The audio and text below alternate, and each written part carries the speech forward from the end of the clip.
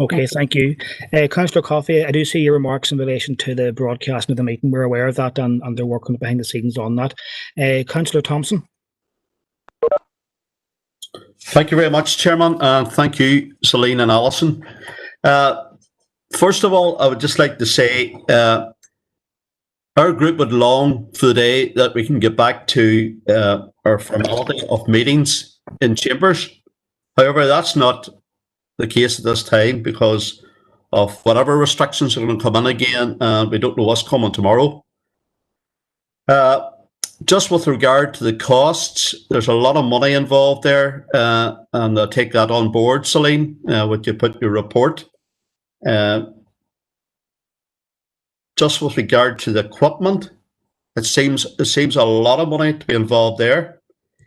And I know what you were saying about the meeting that we had in the Fermanagh Lakeland Forum, and I'm assuming Oma Leisure Complex would be no better with regard to acoustics, the distance and what have you, and especially when you're doing presentations, it was not ideal. So at this time, we're probably in a similar vein to Councillor Irvine's remarks with regard to maybe looking at standing orders and looking at the agendas and what way we can make it more productive and moving forward. As I say at the outset, it's not ideal the way we are because I see it less a formality. Sometimes there isn't great manners on it from people, so we want a wee bit of formality and a wee bit of good working relationships again, and I don't think we're achieving it in this way, but that's the way it is at this moment in time. Thank you, Chair, I'll close my remarks there. Thank you. Okay, thank you, Earl. Councillor Coffey. Yeah, thank you, Chair.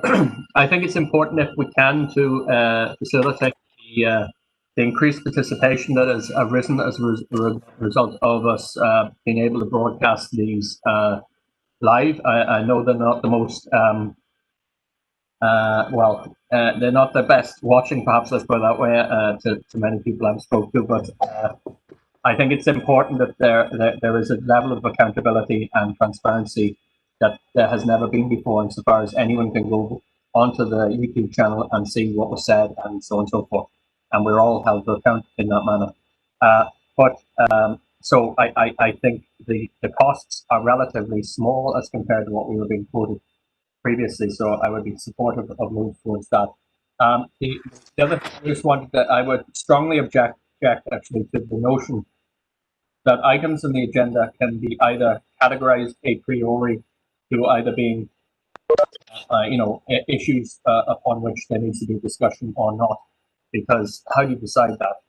Many times there are issues comes up on reports which are quite informative and therefore stimulate additional follow-on, which is quite important. And I think that the democratic process requires that issues are dealt with in an unprejudiced way from this time. That doesn't mean you can't do things quickly, and I would hope that this meeting itself would proceed quickly, simply because a lot of the questions that I'm sure myself and others had before this meeting have been addressed ahead of time. So, and thanks for that, Don.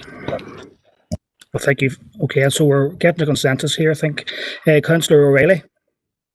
Thank you, Chair. I suppose quickly the issues that I want to flag up is that I believe the agendas by and large are considerable and they need the time.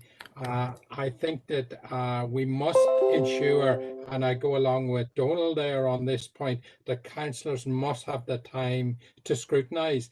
And I don't agree that we should have some reports that are from information only, while I fully back the idea that if there is mundane questions or clarifications required or whatever, then go to the appropriate director and try and get as many of those dealt with rather than take up time in meetings.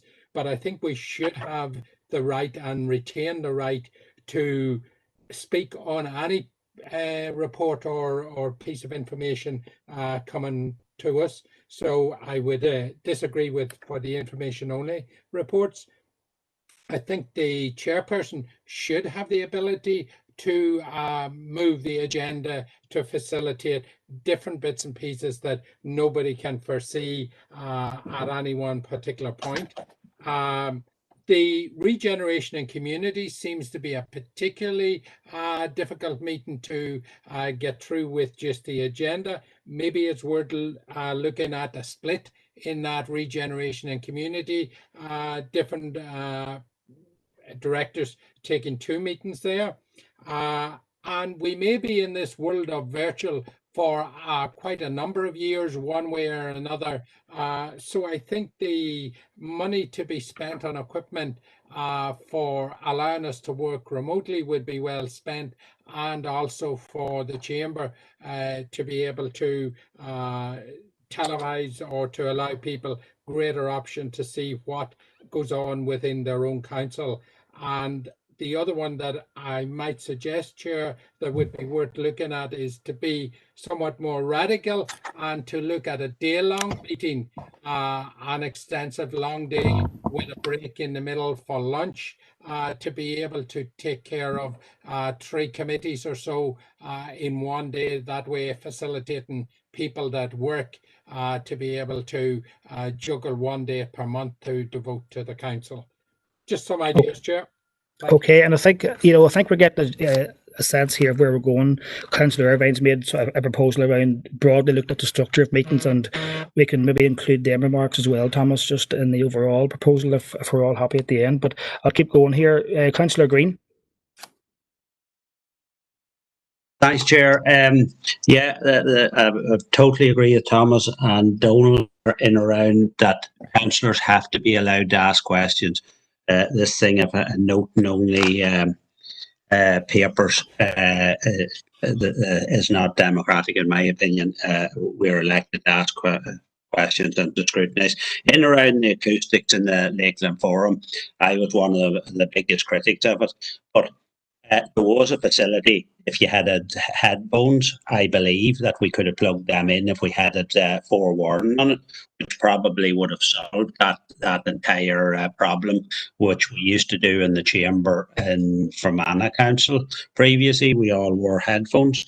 So there's a few solutions in around that. I would agree with Thomas on the day-long thing, either 2 of the big committee meetings or even 2.5 regeneration, or else community split into it, and then that we finish off on a few evenings.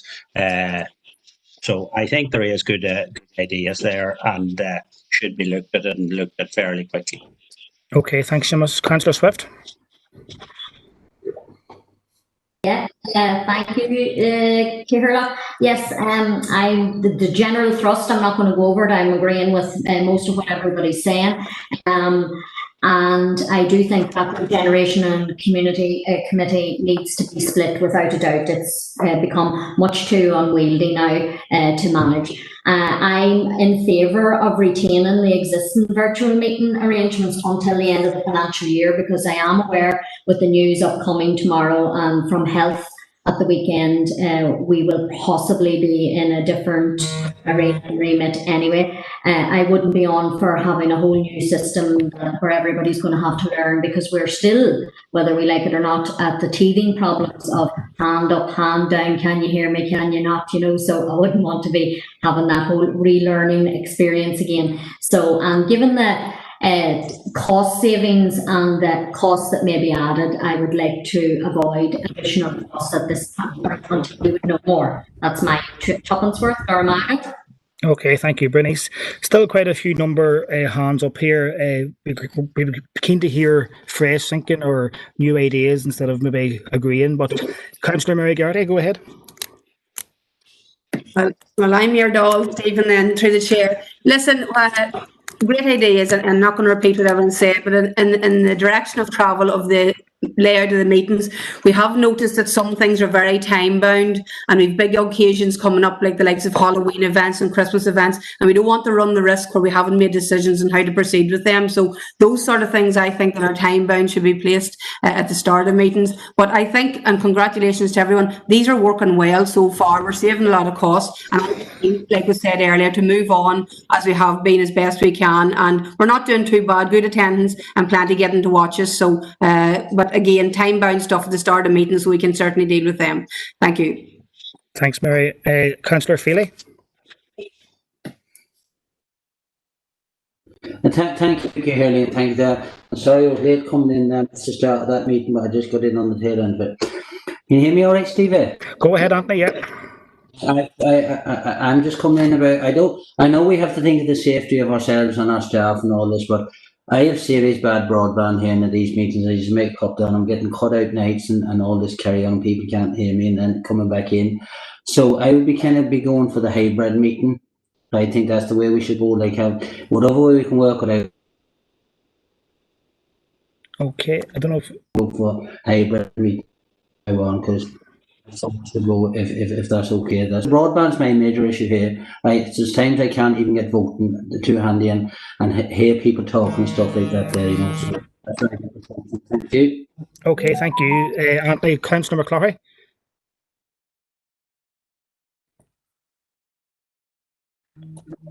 Thank you, Chair. Sorry, lots of very good ideas there.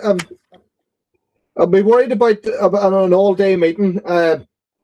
I find it very difficult to spend that length of time. I have 2 screens going here, and to spend all day sitting in front of a screen with just a break for lunch. So I would wonder, health and safety wise, both for ourselves and the council officers, without adequate breaks, how the all day would work. Thank you. Thanks, John.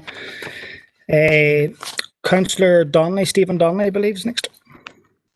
Thank you, Chair. Yeah, I'll just come in briefly on this. I suppose, I mean, the one thing I would say is that I would be kind of cautious about moving away from our present arrangements, given that there are going to be announcements tomorrow, which could potentially impact on our ability to be able to move towards those arrangements. But I suppose I would just say, in terms of moving towards going to the Oma Leisure Centre and the Lakeland Forum, sort of on a full member basis, socially distanced, it's one of those things where if we lock ourselves into that, we could potentially, be going with those arrangements for over a year, depending on how this thing goes. And that could potentially end up being a far more expensive model than what would need to be invested if we were to go with the hybrid model. So if we were to move away from our current arrangements, I'd be in favour of going with the hybrid. But I think for the time being, we need to be cognizant of the fact that there could be changes in the rules that need to be accounted for, which may mean that we have to stick with the arrangements we have in place at present. Thank you. Okay, thank you. If I can just ask the main speakers to be as concise as possible here, we try and get moving here to the resolution. Councillor Armstrong, Diane Armstrong. Thank you, Chair. Yes, you've asked for radical thinking. I'm thinking of the council estate. We have 2 theatres, amphi-style theatres, where we could have our chief executive and the officers chair on the stage, and then socially distanced members. The capacity I know of the Ardone is 300. The Strool, I'm not so sure. I just wonder, could that be investigated as an option? Okay, thank you, Diana. I'll invite maybe comments from Alison at the end, maybe summarise it into maybe one proposal if we can, but we'll see how we can get on. Councillor Deehan. Thank you, Chair. Well, I think we should put safety first. It is hard to beat the face-to-face meetings where we're all around a table, socially distanced. But safety first, and I would be anxious to avoid face-to-face meetings if at all possible, particularly in the changing climate that we're experiencing just now. We want to do everything we can to show example to the general public that we are taking COVID seriously.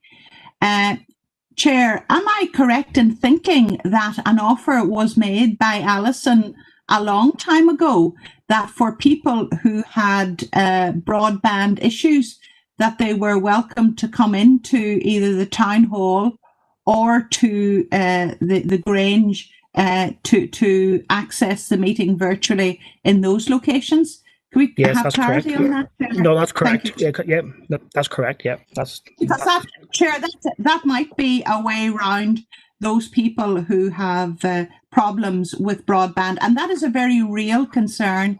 And I think we should do everything that we can to accommodate those councillors and staff members who have those difficulties. But definitely, we need to keep face-to-face to a very, very minimum. For example, the planning committee And Okay. I would be in favour of it. Thank you. Thank you, Josephine. Councillor Baird. Yeah, thank you, Chair. Like my colleague, Councillor McCloughery, I would certain reservations about sequenced meetings during the day.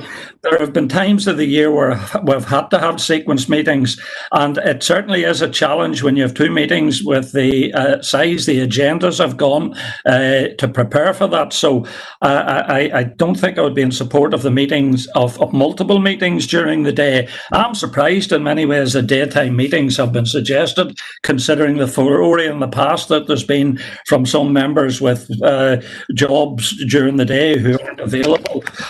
Like my colleague Councillor Armstrong there, I was going to ask about the theatres just as a possibility of having actual meetings there. I'll leave it at that, Chair. Thank you. Okay, thanks, Alex. Councillor McAleer, I presume your hand is still up from before? Just to clarify, I thought that the cost of hiring the Stroll or the Ardo one was despite being a council building, was £1,000. Definitely wouldn't be in favour of that. It works. I wouldn't be in favour of having the all day meetings either. Thank you, Chair. Okay, thank you. Thanks for that, Emmett. Okay, people just take a wee look at their hands to make sure that they're not still up. Councillor Thornton, I believe you haven't spoke yet. Thank you, Chair. No, it's just the reference is made to one council already operating the hybrid meetings. Have we had feedback from that council? You know, or are other councils considering it? Or, you know, I have heard that it's not working very well, but I can't be assured of that. But has any of the officers heard how it's functioning in that case? Thank you. Okay, and finally in this topic, and then we're going to move to the resolution. Councillor Eamon Keenan. Oh, thank you. Yeah, well, I think the way we're going, if you look at financially, 3 months this year compared to last year, we'll save £17,000 around that with expenditure. So as well as the safety thing with the COVID, I think it's a way. Yeah, okay, that's all been discussed already, so that's perfect, Eamon. Thank you. Yeah, go ahead. Okay, so that brings us to the end. Robert made a proposal there. I suppose we've got notes there, Alison, unless you want to summarise maybe, and we can move to a conclusion. Maybe, Chair, just respond very briefly to a few of the queries as well. If it just that latter query about how the hybrid model is working, I think the answer is mixed. It depends largely on the matters for debate. I don't think by any means it's perfect. And I think that it is constrained in that there will only be a limited number of members available to attend in a chamber at any given time.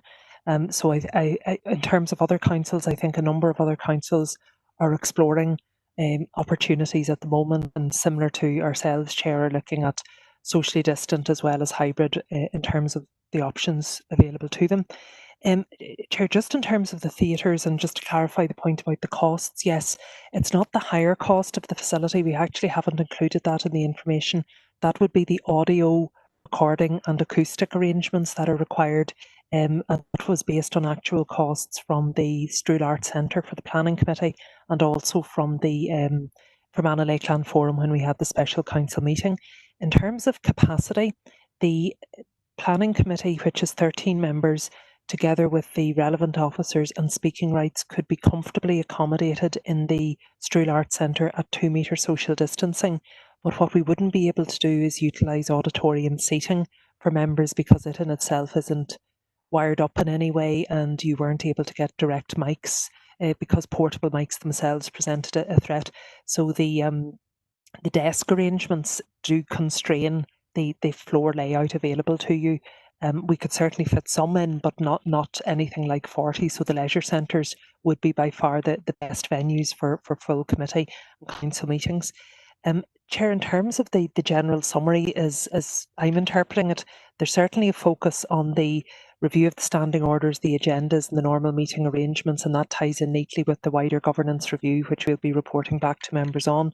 And it does appear to me that the majority of members are indicating their preference with continuing with the existing arrangements, but probably to be investigating the required technology to allow for hybrid or continued video streaming when the circumstances would allow.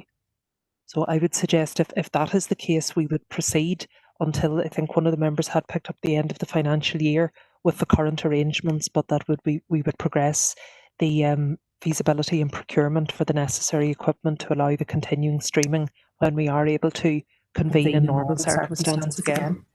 Okay, I think that's an accurate sense of that discussion. So just to move on then, so we got a proposal just to look at the structure of meeting standing orders. If I get a seconder for that, maybe just to incorporate Alison's comments as well, if that's okay. Councillor Thompson, Chairman. And are we all agreed? Happy days. Okay. Moving on to, and thanks for that, folks, that was very useful. Moving on to 5.3 and 5.4 are two consultation responses. 5.3 is in relation to the independent review of the PIP assessment process, and I'll invite Margaret to discuss this here. Thank you, Chair. Chair, the first, as you say, is the consultation on the independent review of the PIP assessment process. It's at the reconvened council meeting on the 12th of May, it was agreed that a response be made to this process and that there should be engagement with citizens' advice organisations within the district to obtain further examples of cases where residents have been adversely affected. We have therefore put together the consultation response based on our research on that discussions with citizens' advice organisations, and also looked at previous responses to similar consultations provided by the council. The draft response is attached as Appendix 1 and basically concluding that there are a substantial number of improvements required, which are laid out for you in section 2.3 of the report, the covering report.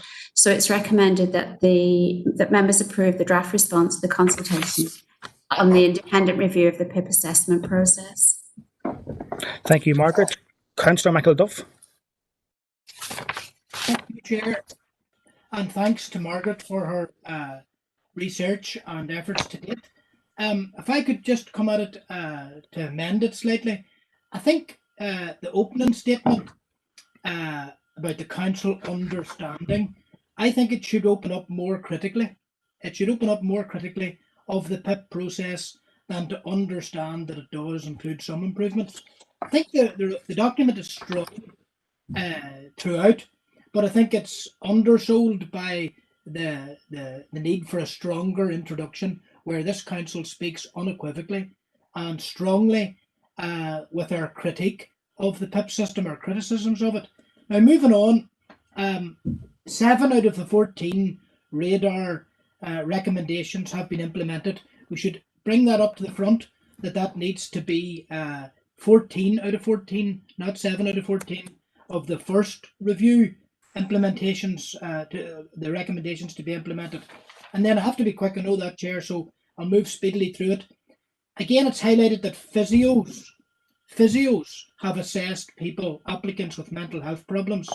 That needs to be seek a commitment to an ending of that practice. The health professionals, the disability assessors need to have expertise in the disciplines which they are assessing. I also think it should be said that disability assessors in some cases have been rude and obstructive in preventing people from being supported by others at the disability assessment hearings.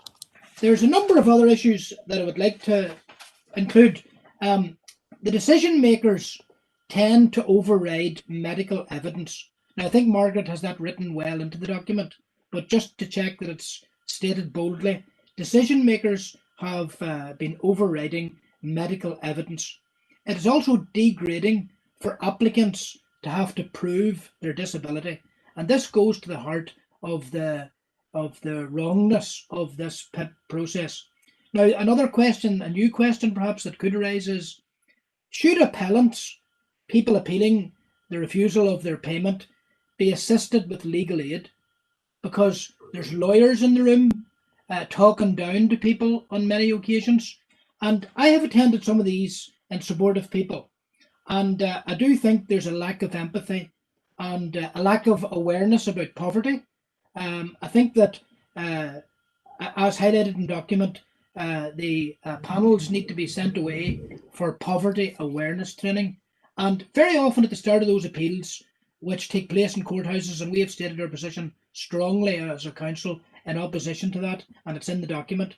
But I've been at meetings where barristers and lawyers have spoken down to people and have said to people, this is an informal hearing. And as soon as that happens, as soon as the meeting starts, it becomes like a court of law. It's far from an informal hearing. So I've rehearsed a number of strong opposing points to the PIP process. Thank Margaret for her work, and I would propose the inclusion and perhaps strengthening of the tone at the beginning that this council is very critical of the PIP process. Thank you, Chair. Thank you, Barry. So proposed with your comments there. Councillor Coffey. Thank you, Chair. Yeah, it's similar to Councillor McElduff, except I think we should say call out the PIP process as designed to punish working class people who are unfortunate enough to need are forced to rely upon the social welfare net insofar as it still exists. I think we should, as a council, call that out. So if Councillor McElduff was agreeable, I would like to include that. Maybe we want to call it out as a glorious attack. Embrace that, Donald, yeah. Okay, perfect. Second point, I'll finish here, but there's a lot of things to say here, but capita should have no role in the delivery of assessments. Private sector companies, for profit, should have nothing to do with the assessment process. And the final point I'll make is that I understand we went out there. I think I've received messages that the advice services are very thankful for our engagement with them, and I think it shows how we as a council can take a leadership role in engaging with the community voluntary sector in defending our residents. Thank you. Thanks, Donald. Councillor Swift. Yeah, Guramagat, Kirlock. Has anybody seconded Councillor McElduff's proposals with the amendments? I'm happy to second that, and Donald's included. I fully agree with what has been said, and more robust at the beginning. I would be more damning and condemnatory of the PIP system and claim process, so-called.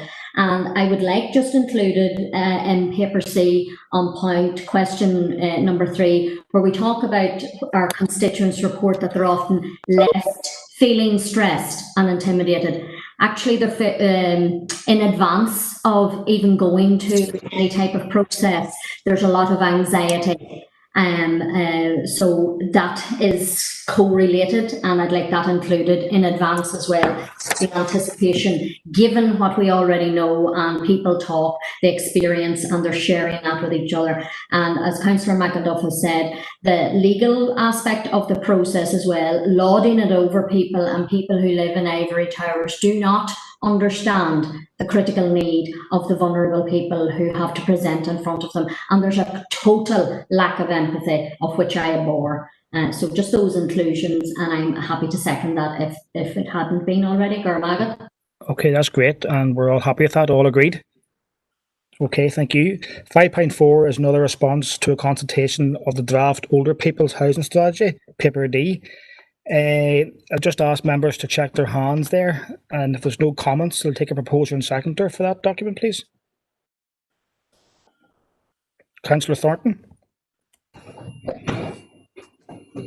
Sorry, Chair. I'm very happy to propose that. A very good report, and fully conclude with the response. Thank you, Howard. And can I get a seconder there, please? Councillor Irvine's looking at it. Yeah, happy to second. Thank you very much, Chair. Thank you, Stephen. Thank you. Perfect. And are we all agreed? We are. Yep. Okay. Moving on then. So is the director's report item 6 and 6.1. Chair, if I could just make one point, it'll be one sentence. Thank you, Chair. Yes, go ahead, Barry. Strategy. Yes. Glad that it's proposed and seconded. But can I propose that this council write to the leading housing associations and the housing executive to ask what innovative schemes and investment have they in mind, have they in place for our council area, for older people, people who need supported living, people who need access to services. Just ask the leading housing associations and the housing executive, have they any plans this year, next year, or the year after for new build schemes, social and affordable housing for older people in Omagh, Enniskillen and elsewhere in our council district. Thank you, Chair. Thanks. Do we have a seconder for that, please? I'll second that again. Councillor Anthony Filia heard there, I think. And are we all agreed? Yeah. Okay, thank you, folks. So 6.1 then, so is Celine to consider report on financial matters, paper E. I would take this report, although it's fairly detailed, as we'd read. There's been no queries, I'm advised, in relation to this to the director. So I'm happy to take a proposal and second if that's okay. Councillor Coffey? I just would like a clarification on what has changed, because the original document that was sent has been changed. That's the question. I'm happy to propose it. Through the chair, there was an update of recommendation E, which originally read establishes an estimates focus group, and just on final review or proofing of that, it actually should read establishes an estimates working group. So the word focus has, which was previously used, has been changed to an estimates working group. Councillor Fitzgerald would like to propose. Okay, so that's been proposed there by Councillor Coffey there. I've got Councillor Filia looking in there. Okay, Councillor Thompson. Thank you, Chairman. I was just coming to second that, but I want to support the document and thanks Celine for preparing it. Thank you. Okay, thanks, Aaron. Perfect. Okay, moving on then, so to 6.2, and that's to consider the update report on procurement and tenders. And again, I want to thank the councillors who did query this directly with Celine. No indications, I suppose, so if I can take a proposer and seconder for that document, please. Councillor Anne-Marie Fitzgerald, is it? Yes, I'd like to propose that we accept the document. Thank you. The recommendations. Okay, thank you. Councillor Anne-Marie Donnelly. Happy to second the recommendations. Thank you, Chair. Okay. I've got Councillor Green. Yeah, I'd like to welcome the report and especially the tightening up of the procurement in around trying to get more work out to local people. It's something that that might be 6.2, Seamus. Possibly that might be the next item. Oh, right. Oh, sorry. Okay. No bother, thank you. Just actually moving on to that, Seamus. So 6.2 is the report on the procurement policy there. Sorry, 6.3, sorry. So yeah, go ahead, Seamus. You can comment on that now whenever you're in. Okay. I want to welcome the report, and I would like to propose it as well. It's strengthening up the policy around procurement and try and get it out locally to especially the smaller things out locally to local companies. And it was something that I had hopefully an influence in at the beginning of the council to try and get procurement and social value into procurement measures. And I'd like to thank Celine for trying to push it on another step. Okay, thank you. Councillor Feely. Yeah, just like to second that, Stephen. Thank you, Anthony. Councillor Smith. Yeah, thanks, Chair. I was going to actually second it, but just I want to say that it's really important that the council, given the sort of economic impacts of what's happened recently, that we really look to our own sort of backyard for procurement, especially in small projects. I'm sure it'll be greatly appreciated by local businesses. Thanks, Chair. Thanks, Chris. Councillor Irvine. Chair, a bit late, just a couple of declarations of interest. The next item coming up 6.4 because it's sit on the transformation working group, and 2 items in 6.5 because of membership of Public Realm Scheme Group and Enniskillen Neighbourhood Renewal Partnership. Thank you. Okay, thank you, Robert. And I just see there's a declaration of interest there to be recorded from Councillor Corey in relation to 6.5 as well. If that can also be noted, please. Chairman. Bear with me. Councillor Keenan's up next. Thank you, Chairman. Fully agree with what Seamus saying about procurement locally. And I was actually looking at, there's a Preston City Council has a great thing called community wealth building, and they use a thing called the Preston model. And I was just thinking maybe as a council we could invite, maybe they could do a presentation and show us what to do, because I know they've had great success with it. Okay, thanks, Eamon. Thank you. Councillor proposed. Okay, perfect. Okay, Councillor Coffey. Yeah, thank you, Chair. I'm happy to second that proposal by Councillor Keane. I think there is something to be looked at find out more there. My main proposal, however, is I did note on page 2 on the paper sheet that screening matrices were I know we were sent them by the director ahead of time, but I would like to have screening matrices for rural proofing and equality proofing. I think these should, as habit, be produced publicly for all decisions of this nature, because I think that there's a need to ensure full accountability and transparency around rural proofing and equality duties. So I'd like to propose that. Councillor Coffey, your sound isn't great. I know there's a few mics maybe on as well. If you can just check your mics, councillors, to make sure that they're on mute, and also just that your hand is down if you haven't done so already. Councillor Thompson is up next.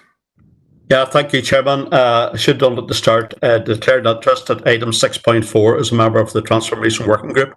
Thank you. Okay, thank you. I'll actually do the same as well. I should have done that at the start also. So declaration from myself. Chair, just on a point about declaring interests, I'm also a member of the Transformation Working Group, but as a councillor who's a member of a council group, wholly council in character, is that do you have to declare interests when it's like a subgroup of the council, like a committee of the council? So if you do have to declare an interest in a matter like that, I'll declare an interest. But it surprises me a little that if there's no external dimension, if it's an internal council body, that you would have to declare interests. Thank you, Chair. Okay, I think the advice before is that it's up to each member to decide, but I'll get clarity from Alison just maybe on that. Well, that's correct, Chair. It is up to each member. However, as Councillor McElduff has indicated, I suppose the Transformation Working Group would be a recommending body to this committee. It wouldn't have decision-making capacity in its own right. So I think members could certainly note their membership if they wish, but I wouldn't have thought it absolutely essential to declare an interest. Okay, perfect. Thank you, Alison. Councillor Thornton. Yes, similarly, Chair, just to note membership of Transformation Working Group and also the public realm. Okay, thanks. And Councillor McAleer.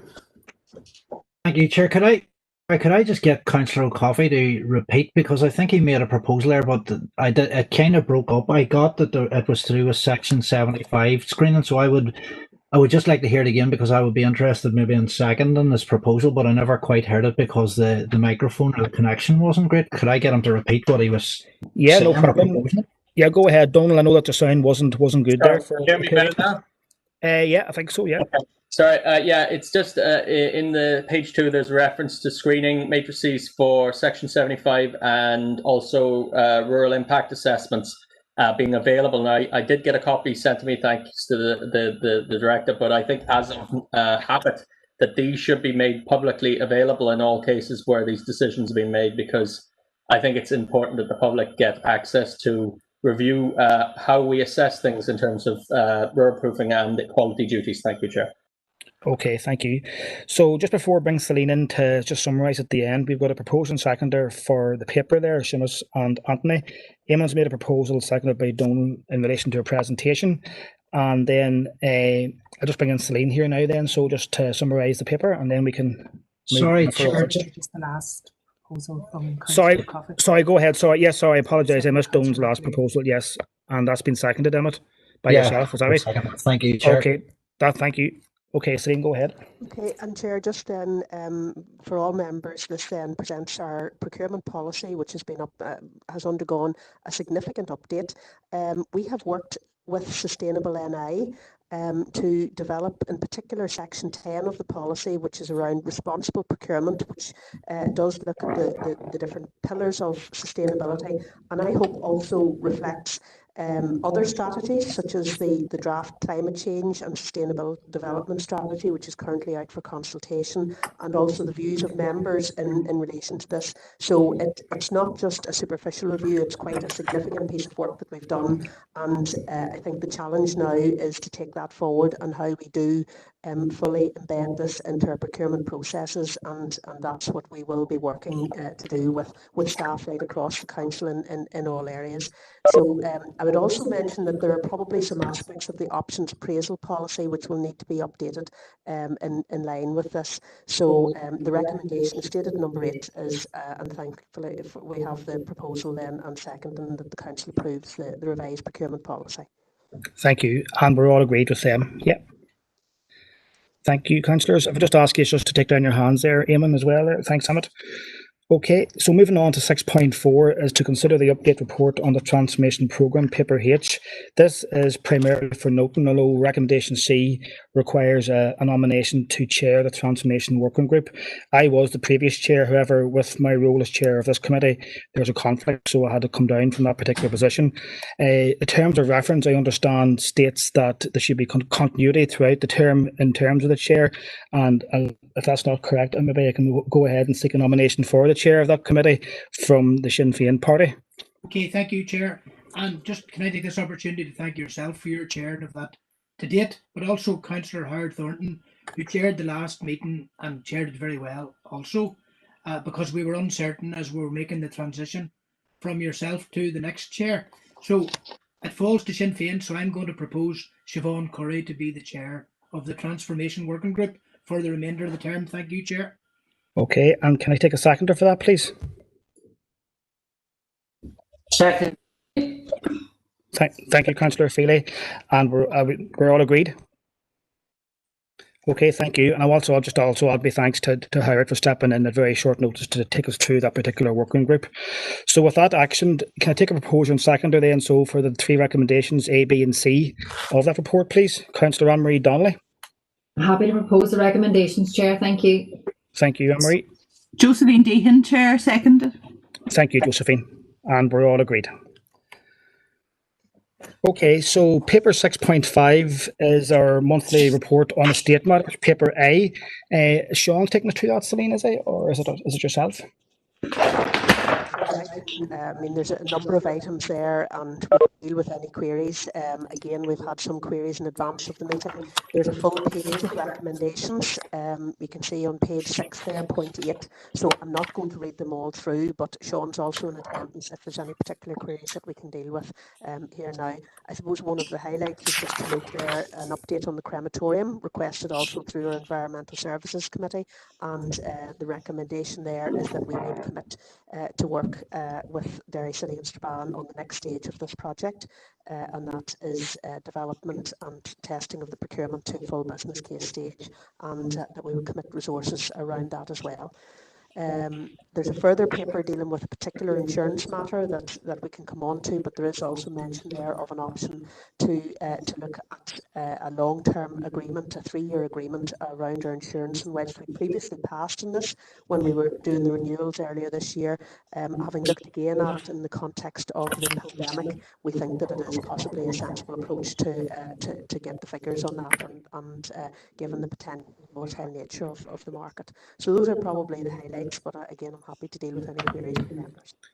Okay, thank you. So a few people looking in here. Councillor Feely. No, sorry, my hand okay, up no problem.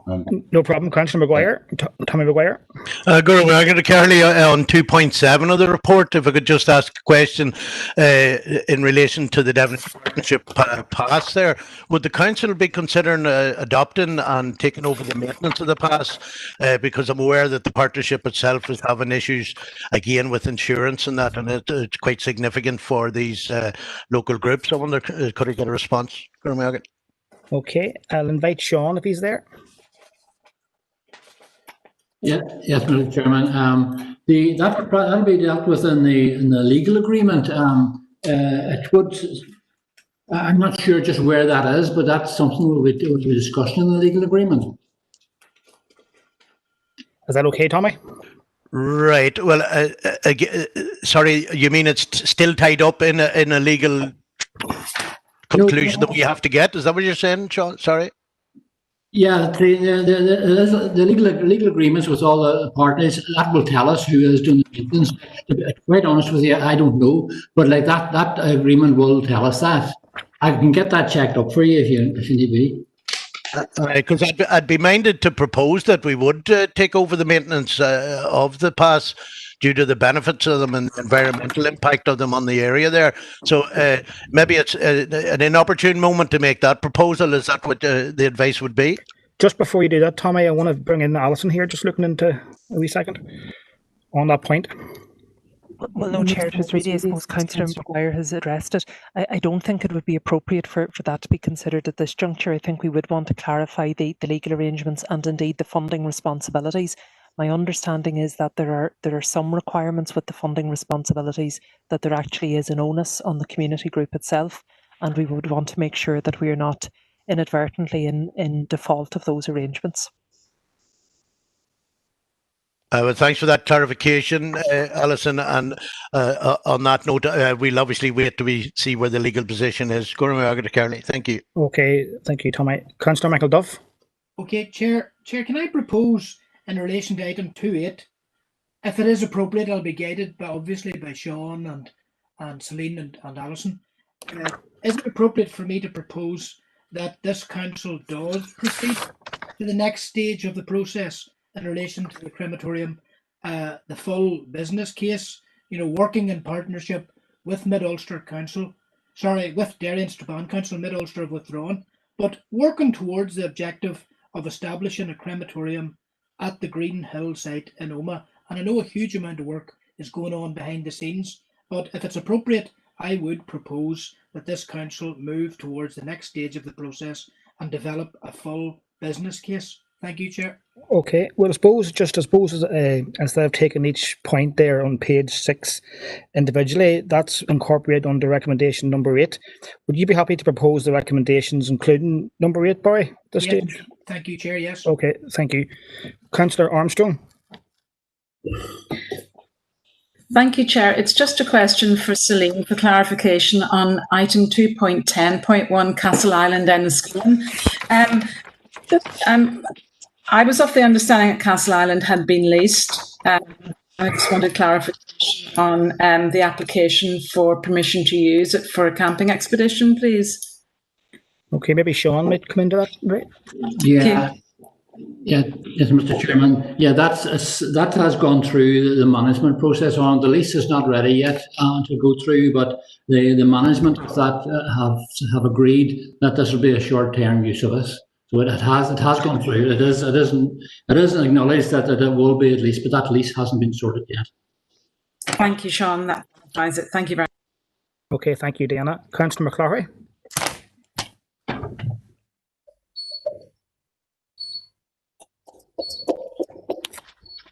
Hello, John. It's 3.1 and 3.3.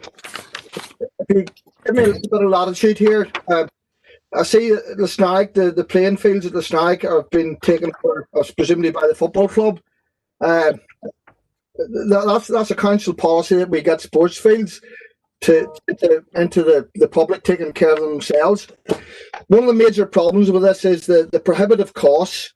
Given this is something Councillor McElduff touched upon at the start of the year, the adverse weather we're having is leaving pitches needing much more maintenance. And I think there's 22 Gaelic clubs, and I know there's 3 rugby clubs in the district. I don't know how many soccer clubs own their own pitches, and I'm not sure how many in the Omagh Gaelic clubs are in the Omagh sector. The cost for maintaining their pitches, verti draining is one of the best ways for treating pitches to keep them dry. That's going to have to happen probably once a month, and I know that's about £250 to £300 a time. Every club is member rich, volunteer rich, but machinery and specialised equipment and cash are the 3 things that they don't have to do this type of work. And if we're going to be handing over pitches, we're going to need to make sure that they can be properly maintained.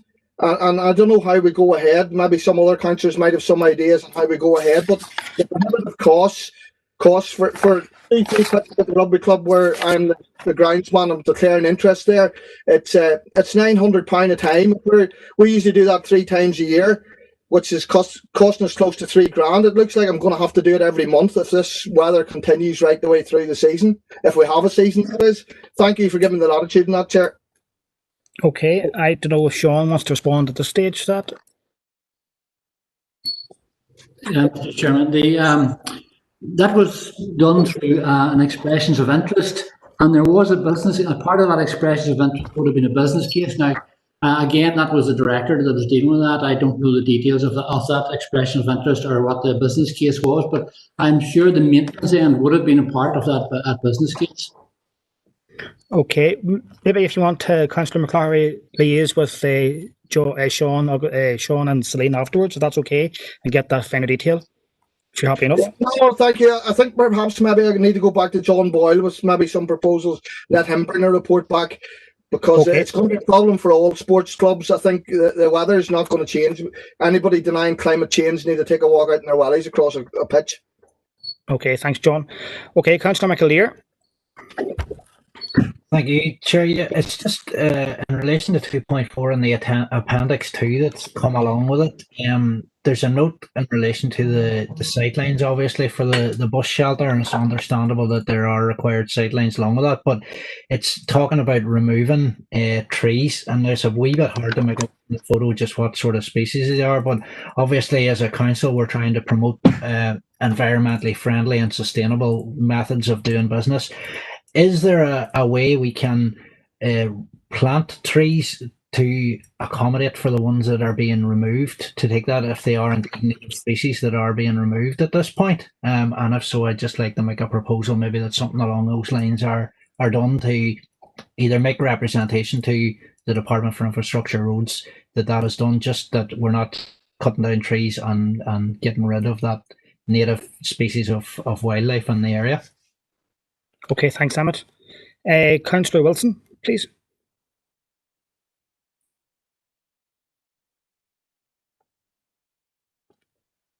Go ahead, Bert, if you can hear me.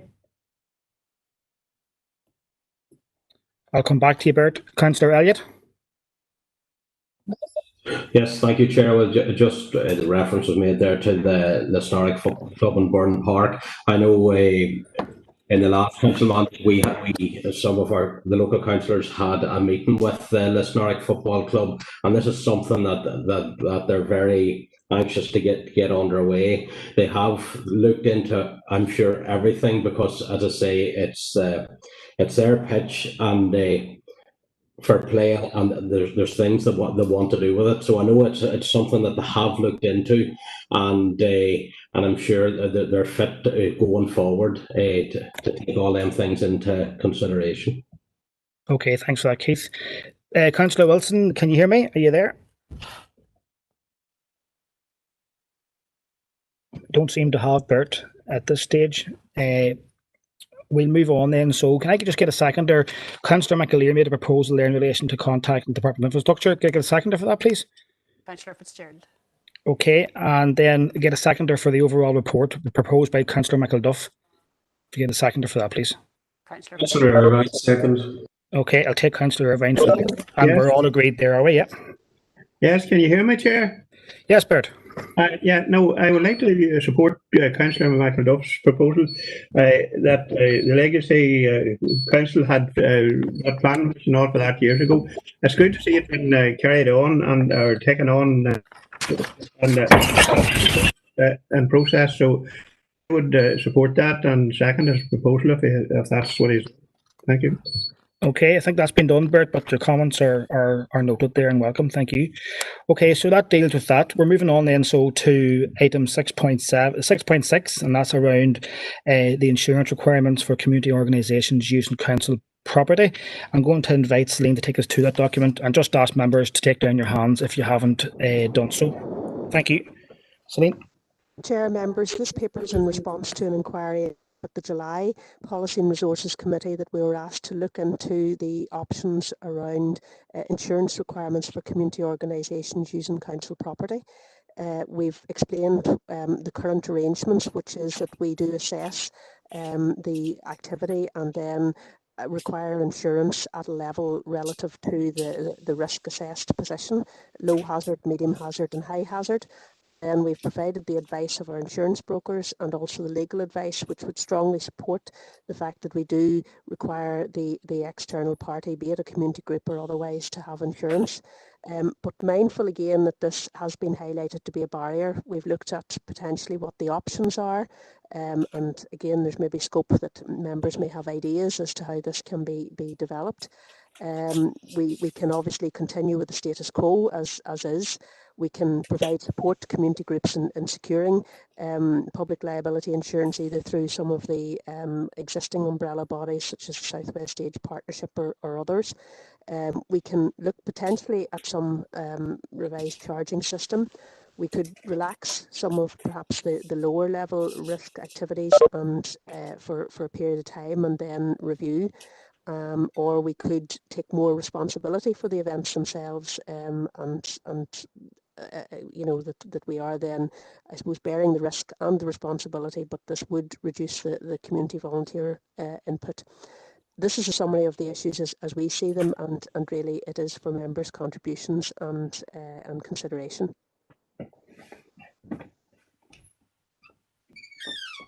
Councillor Curry there, please.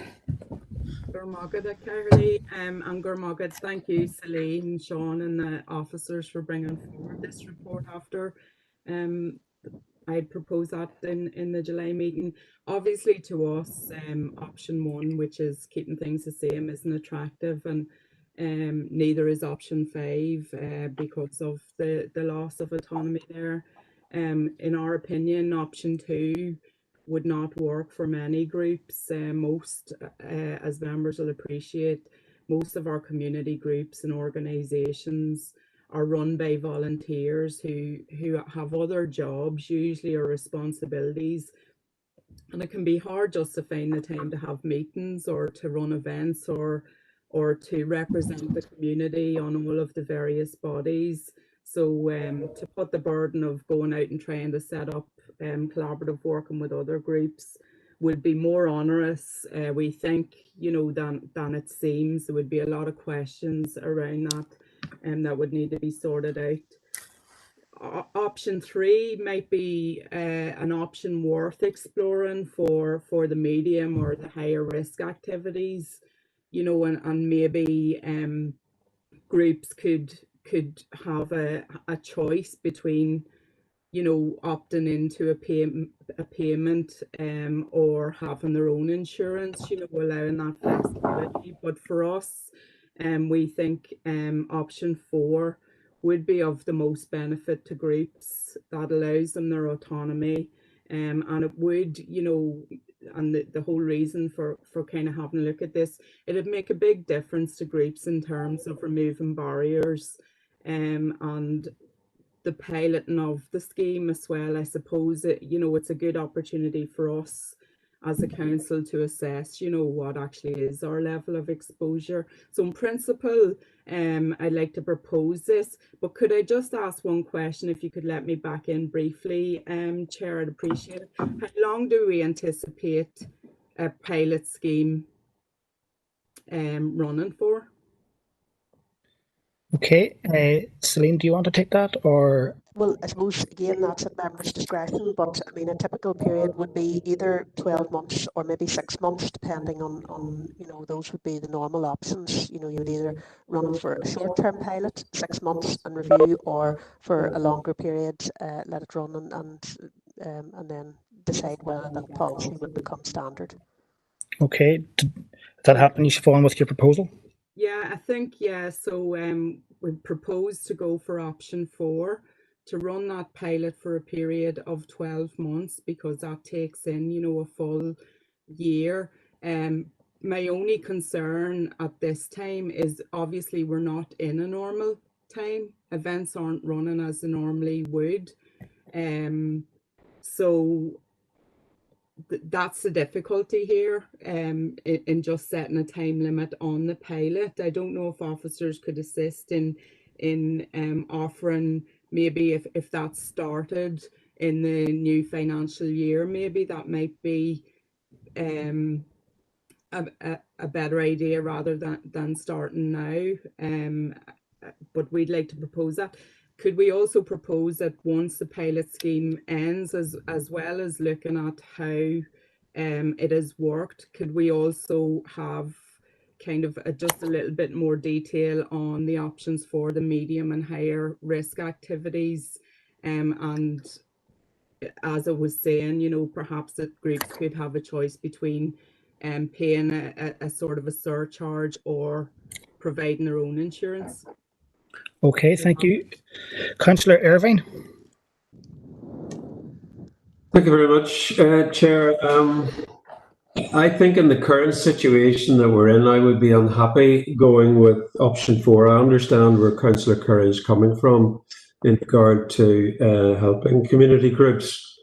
But I think at the moment, in the light of what our insurance broker is saying in regard to the level we look at risk, the legal advice that's backing that up basically as to our risk-based approach. And what level our option 4 is doing is really reducing our risk-based approach and therefore exposing in some way and increasing our liability.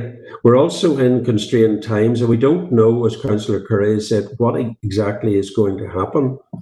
And on the back of that, I would propose that we stick with the status quo, that's option 1, but review the situation at the end of the financial year when hopefully our current situation in regard to the pandemic and our own financial situation might actually provide us with more clarity.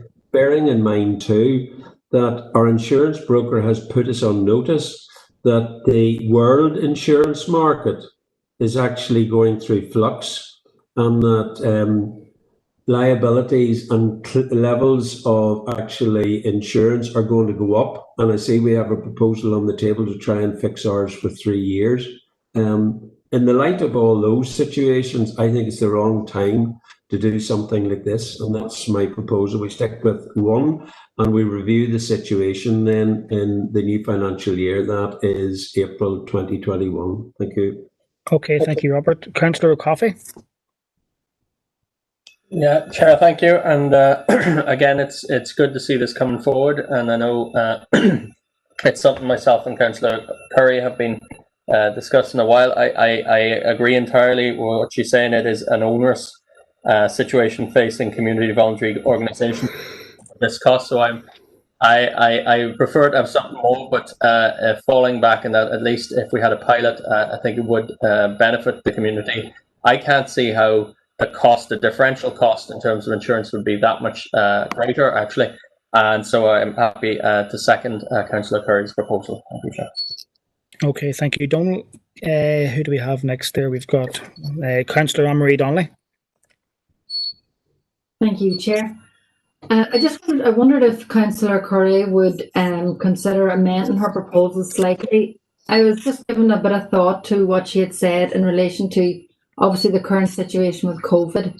You know, there's going to be a restriction on what community groups can do. There's going to be a restriction as to the amount of functions that they can run, these low risk community activities.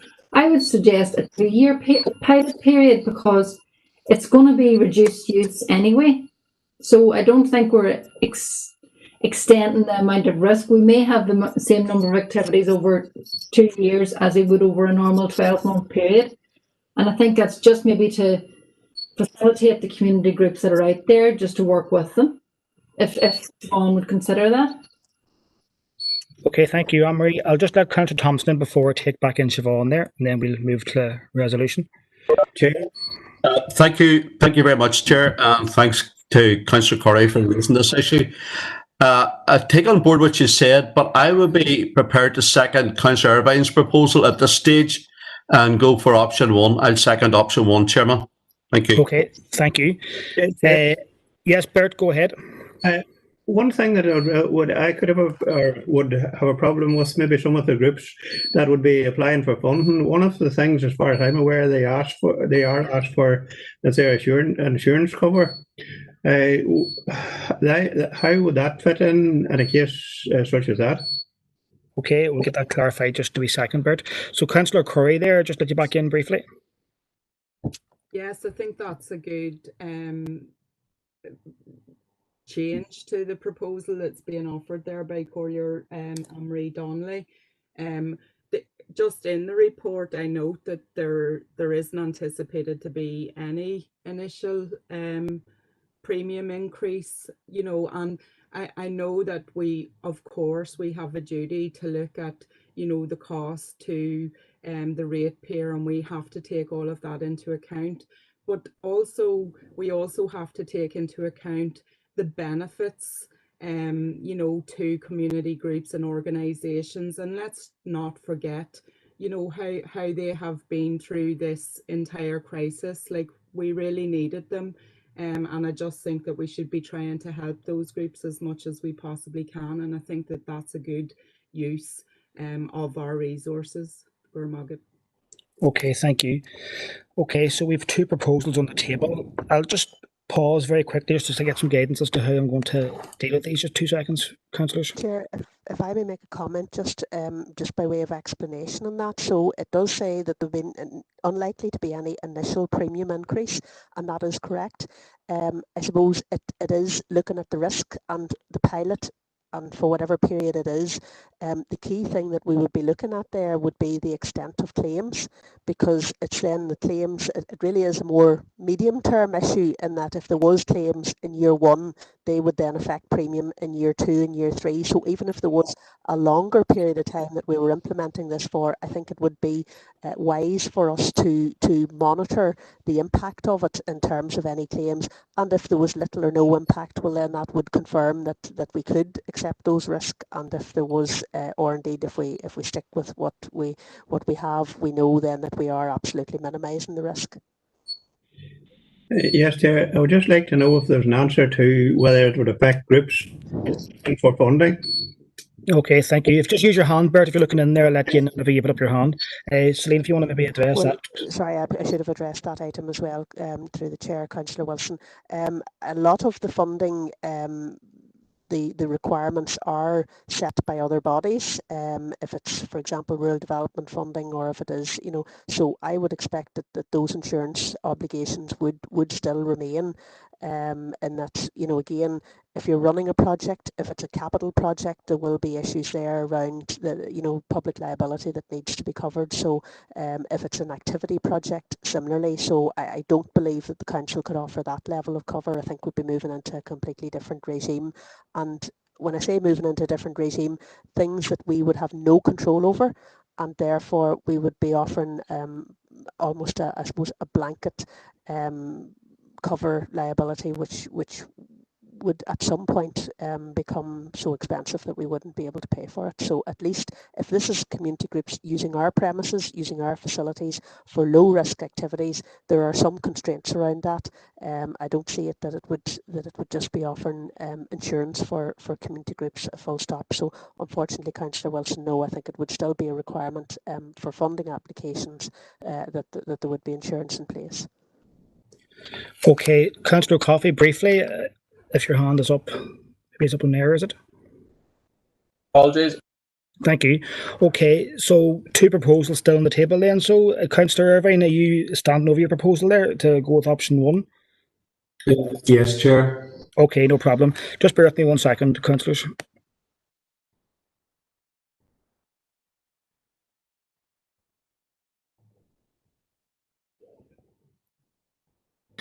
Okay, thanks for that. So there's clearly no consensus here. So although it's not a recorded vote, I'm just going to go through a roll call here and ask you to indicate whenever I call out your name.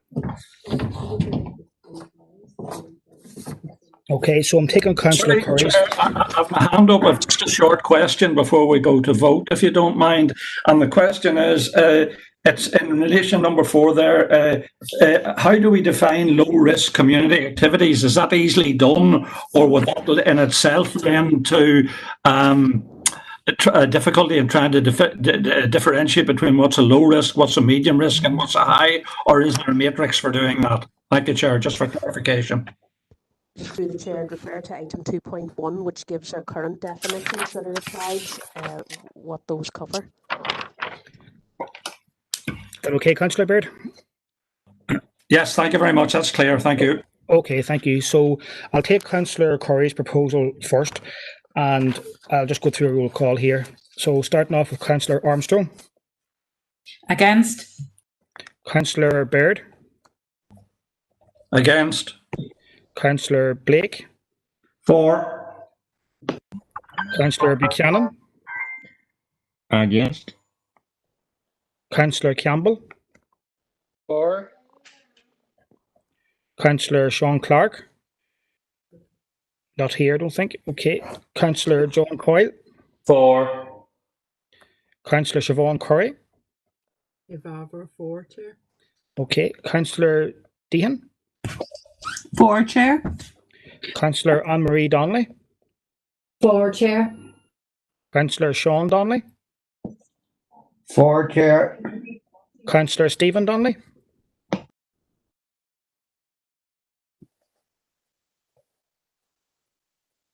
You there, Stephen? I'll come back. I think Councillor Donnelly's gone. So Councillor Keith Elliott. Against. Councillor Deborah Erskine. Against. Councillor Feely. For. Councillor Fitzgerald. 4. Councillor Gannon. An apology for Councillor Gannon. Thank you.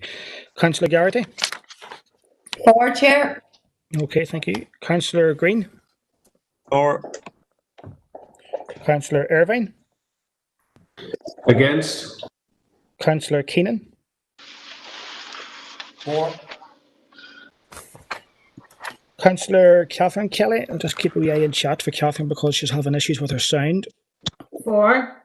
We have you, Catherine. Perfect. Thank you. Councillor Podgin Kelly. Mightn't be here, is she? Councillor Podgin, are you there? Yeah, sorry. 4. I was shouting at it, but it was muted. No bother. Okay. Thanks. Always good to unmute. Councillor Maguire. Raheem Malta, 4. Councillor McAleer. 4. Councillor McCaffrey. Lahayan Malta, 4. Councillor McCann, 4. Councillor McCloughy.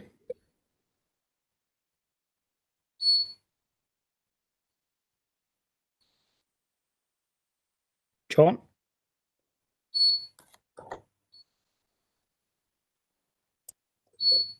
I'll come back, John, if you can hear me. Councillor Michael Dove. Lahayan Malta, 4. Councillor McPhillips. 4, Chair. Councillor O'Coffey. 4. Councillor O'Reilly. 4.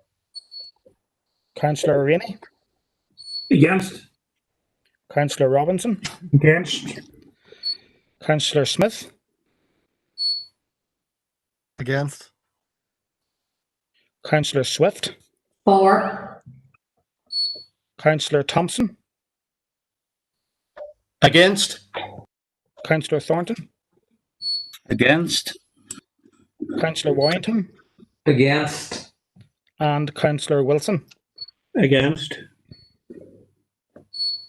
Thank you. Yeah, okay. I'll just go back to Councillor McCloughy. John, if you're there. Yeah. Thank you, Chair. My mute button kept messing with. I'm against. No problem. Thank you, John. 2, 3, 4, 5, 6, 7, 8, 9, 10, 11. Okay, so that's 2314 I'm advised here. So that proposal, I should say, sorry, has carried. So the second proposal falls. Okay, so that's paper J 6.6 dealt with there. We're moving on to 6.7, and that is to discuss the report on the ICT policy, paper K, and Celine and Alison will comment on this here. So I'll invite Celine maybe first of all, please. Chair, again, this is a policy update, an existing policy that has been reviewed and revised, and really to highlight that the main changes here stem from a recent ICT audit and also good practice and developing practice in the area of ICT's cyber security, and also taking into account the fact that we do have more staff working in different ways now, including home working and more flexible working arrangements. The policy is marked up to show you the amendments that have been made. It's quite a lengthy and detailed policy. And again, just earlier today, the equality and rural needs assessment, impact assessment have been provided to members and will going forward be published with the policy. So I'm happy to take any queries. I'm looking for Council's approval for this revised ICT policy. Thank you, Chair. It's really just on a related point to advise members really with regret that we have today been advised of a breach of a council procedure in that confidential minutes from a council meeting in committee have been published on a third-party social media account. So it's really just to advise members that an investigation, a formal investigation, has now commenced into that. Okay, thanks for that information, Alison. Now, we're not going to open up debate around that particular aspect of it. If I can take a proposer and seconder to approve the revised policy, please. Proposed, Councillor Blake. Thank you. And second, Councillor Irvine. And are we agreed? Second, Councillor Wilson. Third. Okay, so okay, good man, Bert. Thank you. Sorry, I want to ask a question on that, please, Chair. Is it in relation to aspect 2 of that, Emmett? It's in relation to some of the amended proposals, and I suppose in terms of the monitoring of council's emails. Okay, go ahead. It's the top of page 20, Appendix A, and it's noting just that the council reserves the right to monitor usage of email and instant message to ensure security and operation availability. I'm just wondering what impact or what the knock-on of that is going to be, because as a councillor, I would be, I suppose, privy to some personal information and requests from constituents that they would rather they weren't identified, they were remained anonymous on, and that they maybe are disclosing personal details or personal information to me. So I'm just wondering, in terms of confidentiality between a councillor and the constituent, what the knock-on impact is going to be of the changes to the policy in terms of the monitoring of emails there. Okay. Through Chair, if I can respond, this is an ICT policy and procedure for employees, quite specifically, so it doesn't apply to councillors in that sense, albeit that you'll appreciate that a lot of it represents good practice, and members would be encouraged to take it on board where there are things about password security, disaster recovery. All of those items would be relevant in that sense, but this specific policy applies to employees. Okay, thank you, Celine. Okay, so proposed and seconded, and are we all agreed there? Okay, thank you. So moving on to 6.8 is a 2-item report there, primarily for noting and for information. So I'm happy to take a proposal and seconder for that, please. Proposed, Chair. Okay, I've got Councillor Irvine proposing and Councillor Thompson seconding there. Are we all agreed? Thank you. Okay, correspondence then. So item 7 and 7.1, 7.2 are in relation to the minutes of the Housing Council. Sorry, I couldn't get my button unmuted just before you left that item. Just a quick question on 2.2 there. I see registration of electors and bill and so forth. We had an offer from the electoral office at one point about a provision within the Enniskillen offices. Is there any update? That was to happen and then it seems to have sort of disappeared into the ether? I'll just bring in Alison there, Councillor Reddy. Chair, just to say no update, but we could certainly follow up with the electoral office on the matter. Hey, Chair, I would appreciate that because the Chief Executive was down and heard our views and so forth and just they ignored them. Okay, thank you, Thomas. Okay, so 7.1, 7.2, 7.3, the correspondence there are primarily for noting. A couple of speakers in there. Councillor Baird. Apologies, Chair, if my hand is still up. I hadn't gone down from the last time I was there. I thought it was down. No problem. Councillor Elliott. Councillor McAleer. Okay, hand's been up from before, I presume. Councillor Coffey. Yeah, Chair, thank you. It's in relation to 7.1, the report. I'm happy to adopt. I wanted to raise a second proposal in relation to page 7. As we see it, it says the Minister approve an increase of rents in the Housing Executive at 1% above the CPI rate, and I would like to propose that the Council write to the Minister to question why it is that they feel necessary to impose an inflation-busting increase to council rents at a time of severe distress among especially working-class people. So I propose that. Thank you, Chair. Okay, and Councillor Keenan. Yeah, I'd like to second the proposal of Donald. As well as that on page 5, it mentions a figure of 1,850 new bills to be starting from March 2020 over 5 years. I'd also like to propose to write to the House Executive to get a breakdown of how many are going to be built in the Fermanagh area and a breakdown of the towns and villages that they're intended Okay. to be built. I'll just invite in Alison there, Eamon, on that point. Chair, just to advise members that we do have the Housing Executive coming in their meeting. It's due to be the 28th, Monday the 28th of September, so it might be an opportune time to raise the matter then, because we wouldn't have the correspondence ratified until after the council meeting, so maybe it would be included on that agenda. Okay. Yeah, great, yeah. Thank you. So, Don, you propose 7.1. Can I get a seconder there, please, for that? I second that, yeah. Thank you, Eamon. And 7.2, proposer, please. Anne-Marie Donnelly. Thank you, Second, Anne-Marie. Robert Irvine. And Councillor Irvine seconded. And then 7.3 is in relation to USIL, again for noting there, I think. So, proposer, please. I propose Councillor Thompson. Thank you, Earl. And a seconder. Councillor Thornton. Thank you, Howard. And that takes us up to item 8. Staff matters, paper M.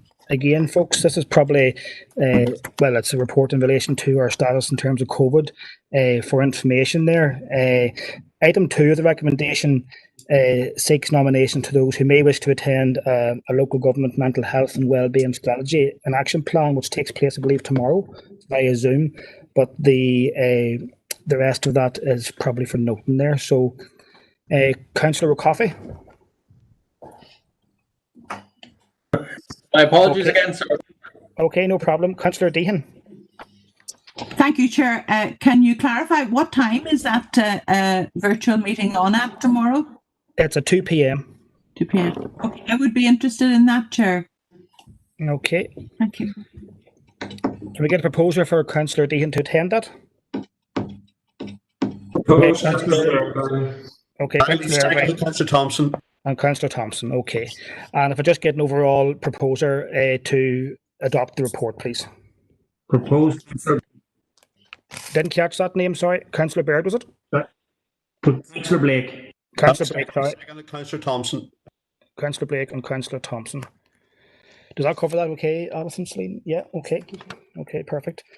Okay, so we're now at AOB. Before we go to AOB, we have time to go back to Matters Arising then. So I'm going to go back now to item 2, which is to run through Matters Arising of the previous P&R meeting in July. So I'll just give you papers here where we are. So paper 2. So I'll take it page by page. So page 1,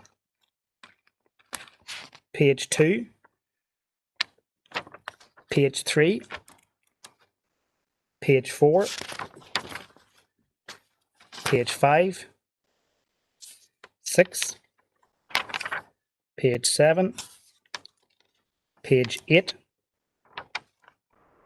page 9. Sorry, Councillor Swift looking in there, page 8.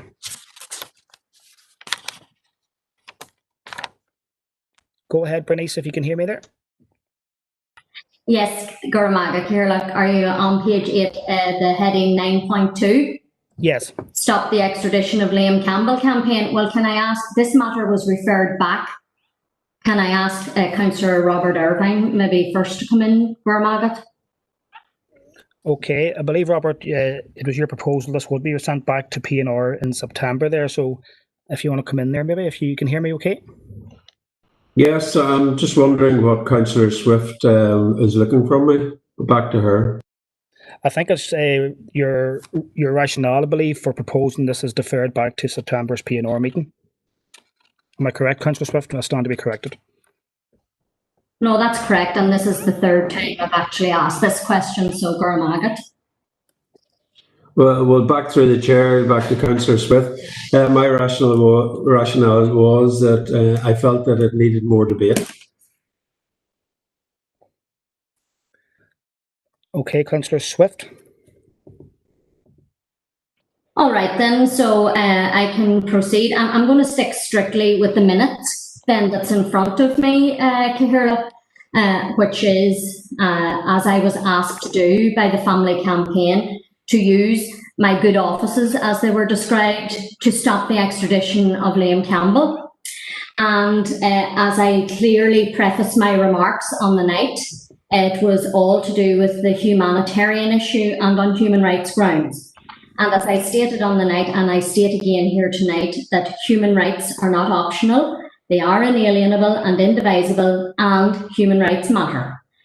Now, whilst I'm disappointed that the original vote was alarmingly not upheld, I will caution against any distraction on the purpose of upholding human rights, which I am engaged in, and the overt distraction already played out by political unionism and supported by the hierarchy of the SDLP alliance and an abstention doesn't weather well for the future, particularly if we're just choosing to support the people whom we happen to like. And that's not a good way forward, in my opinion. And just to give two quotes from Uachtaráin na hÉireann to the Amnesty Council, stated, we should look at rights not as our rights, but someone else's, which we have a duty to protect, guarantee and realise.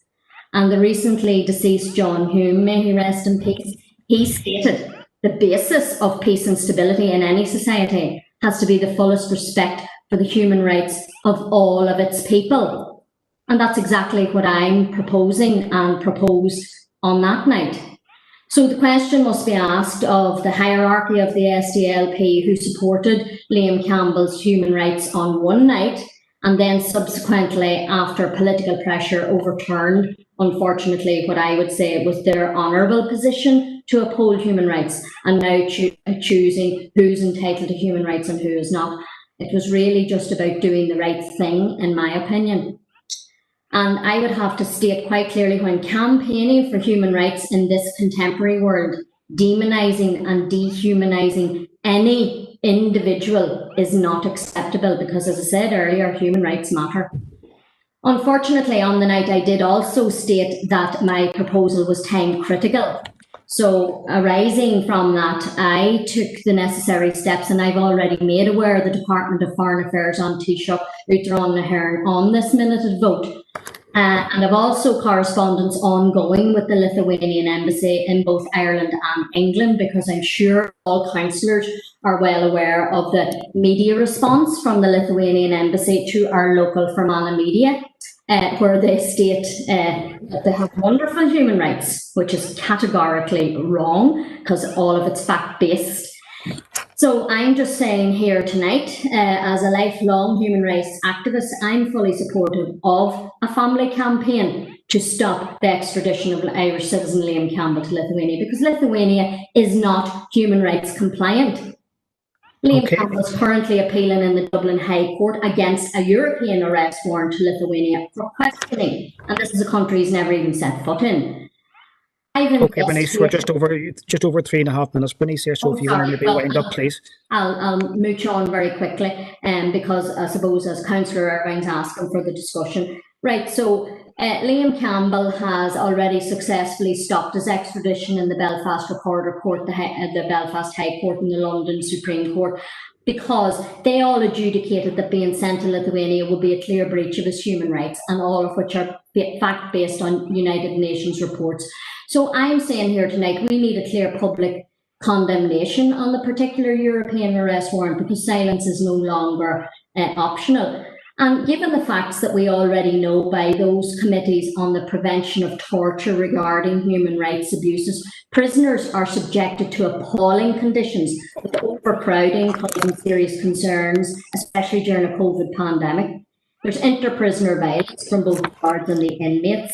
And it's a caste system. I'll just conclude then, given those facts, I'd ask the Council to request an urgent WebEx meeting with Minister Linus and the Director of the Lithuanian Human Rights Department, Darius, and also contact the Lithuanian Embassy in both Ireland and the UK for a human rights delegation, obviously socially distanced, to meet for further discussion, because the elected representatives deserve that. And I'll just conclude by saying, stand up for human rights and stand up for Irish citizens. I don't want to see anyone's human rights abused, and it was within that vein that I asked for the right thing to do, and I asked for the support here again tonight. Goramagat. Okay, thank you. Okay, Bernice, thank you. There's quite a number of indications for speakers here. This topic has got quite a bit of discussion, particularly at last month's council meeting. So if we can ask those speaking just to keep it to the point here on item 9.2 of page 8. Councillor Smith. Yeah, thanks very much, Chair. I suppose while I certainly don't want to sort of overstep and encroach upon your own authority. Yeah, please don't, Chris. No, and that's why I'm trying to preface things as carefully as I can. This debate has rumbled on for quite a while, and certainly within my constituency, it has re-traumatized individuals pretty sharply, and it's something I deeply regret that has happened. I suppose my proposal, I mean, as quick as I can, is that this council does not engage in this process, which is effectively a legal process, not a political process anyway. That this council sort of ceases engagement with this campaign, because I don't believe it is in the interests of victims to be further re-traumatized by this, which they have already been. Thank you. Okay. Okay. Thank you, Chris. And if I just appeal to speakers, there's quite a few coming up here, so please bear with the clock and with the agenda, which this is obviously important, but we do have to get through the meeting as well. So please just be concise and on point. Councillor Erskine. Thank you, Chair. I just want to come in and agree with Councillor Smith. This has re-traumatised innocent victims, and there's human rights, and there's human rights of the people who died or were killed in Omagh that day. Okay, Deborah, you're okay. Just keep it to the topic, Deborah. Chair, if I can just say, Liam Campbell is wanted to answer charges of international weapon trafficking. I think we need to bear this in mind as well. So I'll just leave that point there. Okay, thank you, Deborah. Thanks. Councillor Keenan. Eamon. Thank you, Chair. Thank you, Chair. I'd just like to say, I think Councillor Swift's original proposal was clear, it was human rights based, and disappointed it got diverted away from the issue. And human rights they're not optional, and I'll be supporting, I'll second Councillor Swift's proposal to make more contact on the issue. Okay, thank you, Eamon. Councillor Michael Duff. Thank you, Chair. I'm not going to go over the 3 minutes. I have 3 minutes, and I simply need to state the Sinn Féin party political position on this matter. Not going to embellish it, I'm just going to state it. When Bernice tabled the proposal, what we would have done to that in terms of altering is that after Councillor Swift's reference to the Taoiseach and the Department of Justice, what we would have done and would do is to delete everything after and replace it with the following. Calling on the Irish government to protect the human rights of Irishman Liam Campbell, who is currently facing extradition to Lithuania. The Supreme Court has already ruled against the extradition of Liam Campbell to Lithuania, as it found that prison conditions there could breach his right to freedom from torture, inhuman or degrading treatment or punishment. We are concerned, there is a concern that if extradited, he could face a lengthy period in detention before his case comes to trial in conditions that have been criticised by the UN's Committee on Torture. Liam Campbell, he is an Irish citizen, and the Taoiseach has a responsibility to protect the rights of Irish citizens. Now, we are adding to the proposal that the Council states our total and unequivocal condemnation of the Omagh bomb, which occurred on the 15th of August 1998. And just 3 or 4 more sentences, Chair. We wish to reiterate our ongoing sympathy with the families of those who lost their lives in this atrocity, our ongoing solidarity with those who were injured, and further to this, our resolve to ensure that those who carried out this attack on the people of Omagh and beyond, and on the peace process, should face the full sanction of the legal and judicial process. Now, because this is very important, and we're stating support for the human rights of Liam Campbell and our sympathy to the Omagh bomb victims in the same proposal or amended proposal, Chair, it is the Sinn Féin position that we would only vote on that proposal, and any other proposal we will be abstaining. Thank you, Chair. Okay, thank you, Barry. We did deviate slightly from the minutes there, but I'll allow that as others have done. Councillor Wilson, thank you, Barry. I think Bernice herself did indicate that it could be support to people we like, and it did. The motion did cause serious problems and hurt to the people of Omagh town and further afield that were killed on that day. Do we pick out who we want for human rights, or do we pick and choose? What about the rights of Mrs. McConville and Paul Quinn? Are they talking about as well? Okay, Councillor Wilson, we're deviating completely off tangent here, but thank you for your comments. Thank you. Councillor Thompson. Thank you very much, Chairman. And can I just say at the outset, just with regard to Councillor Swift's proposal, this has been an ongoing thing for the last 3 months. And I think it's well documented out there what the people of Omagh had suffered on that day and have been re-traumatised since. I and my party will stand with the victims of the Omagh bomb and their families. I make no apology for that. What Councillor Swift's proposing this evening, our party will not be supporting it, and will not be supporting the Sinn Féin amendment as proposed by Councillor McAduff either. We'll stand with the victims and their families of the Omagh bomb, and I'll leave it at that, Chairman. Thank you. Okay, thank you. Folks, if I just ask you to, with the greatest of respect, just keep her on as close to topic as we can. We are deviating off topic here. Councillor McCloughy. Thank you, Chair. Chair, to stick to the point, Lithuania is a very young country. It is a member of the EU. It does its best to comply with all the regulations. It allows visits regularly by different organisations to inspect their prison regime. They've recently knocked down a prison and built a brand new one, and they're making inroads. They're increased up. I think they're in the top 34 countries in Europe for increasing their general life, and Ireland's only in the top 17, and the UK I think actually below Ireland in that. So Lithuania is a developing country. It's doing its best. It is a member of the EU, as we're still a wee bit there, and the Republic of Ireland isn't. I also believe that there's 2 other people who may not be Irish, and I don't hear them mentioned at all. I believe there's arrest warrants for 2 other people who have to go to Lithuania to face questions about charges as well, or allegations against them.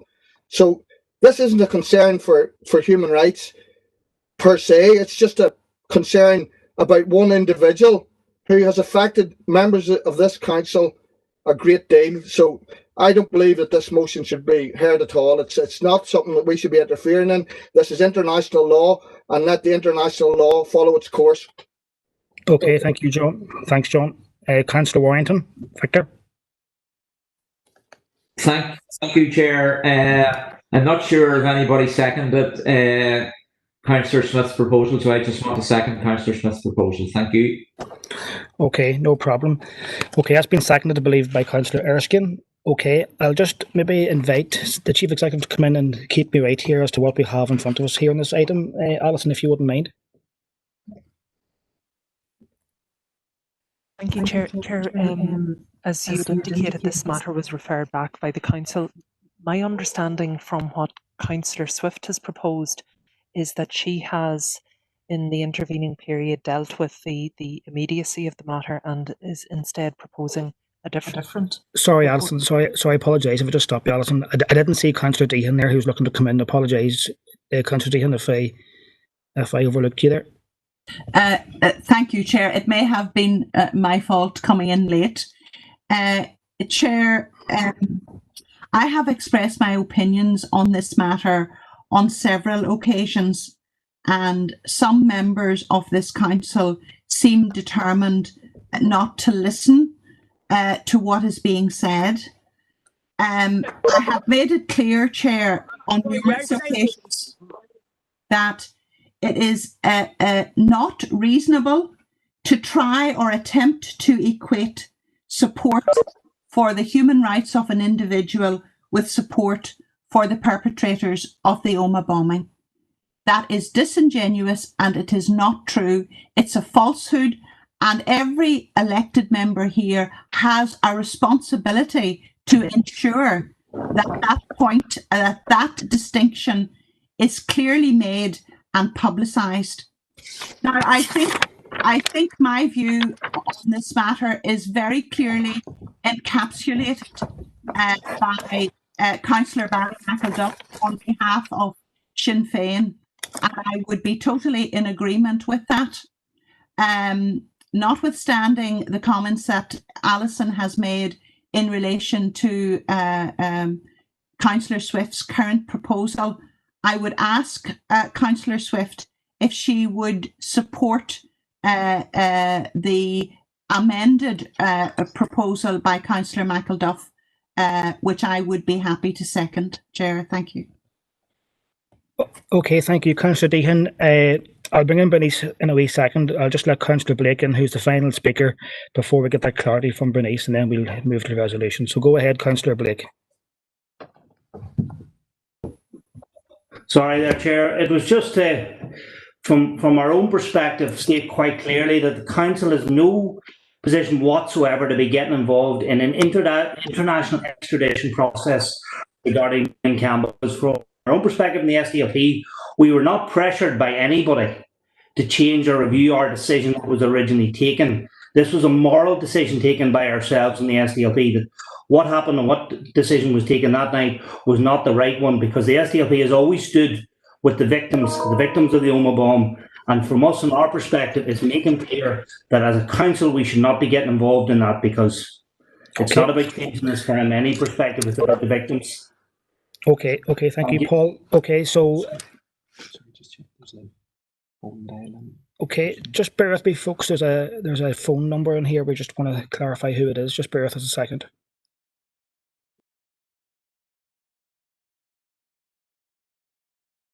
Hello, Chair. Hello, Stephen. It's Councillor Yaman here, just. Okay, thanks, Adam. Thank you. Yeah, we're just starting to get a bit worried there. We've seen that strange number appearing on the screen. Okay, thanks, Adam.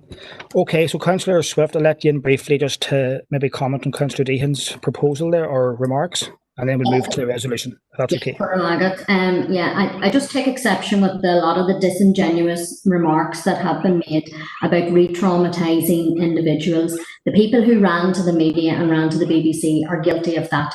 Councillor Bernice Swift is most definitely not. I'm a qualified victims practitioner and know too well, and I actually have genuine empathy for all victims of the Troubles, and well on record as having that. Now, I most clearly did not correlate this particular proposal and get it mixed up or distracted with the tragedy of the Omagh bomb, and remain fixed on that position. So therefore, and while obviously all of the supportive remarks are well appreciated from Councillor McAduff and Councillor Josephine Deehan, I won't be supporting that. And for the other reasons as well, Stephen, that was time limited at that point. And so my new proposals are about contacting directly the ministers in Lithuania and indeed Amnesty International, Patrick Corrigan, to come along and give a human rights talk to this council as well. So that's my position and my proposal here tonight. And I have the contact details for Alison to make administration much easier and seamless. Okay, that's great, please. Thank you. I'll just bring in Alison now to move us to direction here. Thank you, Chair. Well, I think Councillor Swift has summarised. So as I understand it, the matters discussed at the meeting of the 8th of July have now been superseded. Councillor Swift has put forward her a revised proposal which relates to the urgent WebEx meeting with Minister Linus, the Lithuanian ambassador, the human rights training and the associated components, and that was seconded by Councillor Keenan. And then separately, Chair, we had a proposal from Councillor McElduff, seconded by Councillor Deehan, and we had also a proposal from Councillor Smith, seconded by Councillor Erskine. That was actually our second proposal regarding that this is a legal process and that the council should cease any involvement in this campaign. Okay, and do I take them in order that they were proposed, Alison, or normally, Chair, where you seconder? Okay, so Alison, I just include that other one, apologies, to invite Patrick Corrigan from Amnesty International to have a human rights discussion, please, with the council, but that's at a time suitable and convenient. Okay, so we'll take that particular proposal first. Are we all in agreement? No. Okay, thank you, folks. So I'll just move to a roll call here. Just bear with me a second to get the paperwork and we'll go through it.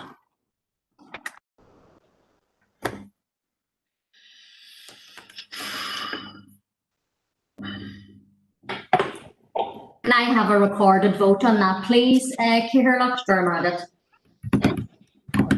Okay, if it's essential, Denise, is it? Just given the time, I suppose it's all the same. It's all the same. Sorry, so that's great. Okay, no problem. Okay, so Councillor Armstrong. Against. Councillor Baird. Against. Councillor Blake. Against. Councillor Buchanan. Against. Councillor Campbell. Abstain, Chair. Councillor Sean Clark. Absent. Councillor John Coyle. Against. Councillor Siobhan Curry. Abstain.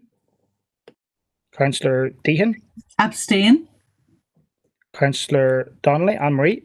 Abstain. Councillor Sean Donnelly is here. Abstain. Thanks, Sean. Councillor Stephen Donnelly has had to leave. Councillor Keith Elliott. Against. Councillor Deborah Erskine. Against. Councillor Feely.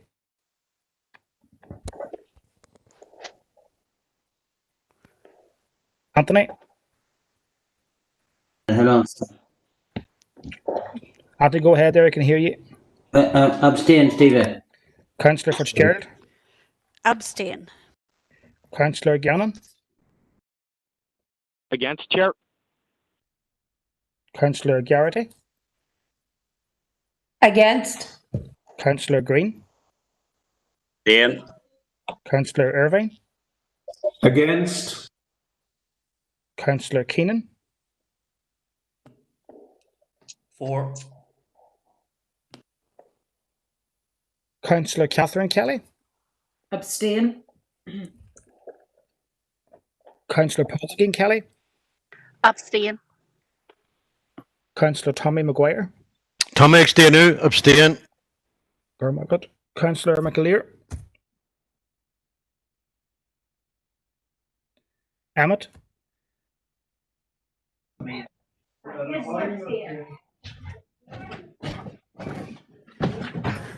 Emmett, can you hear me there?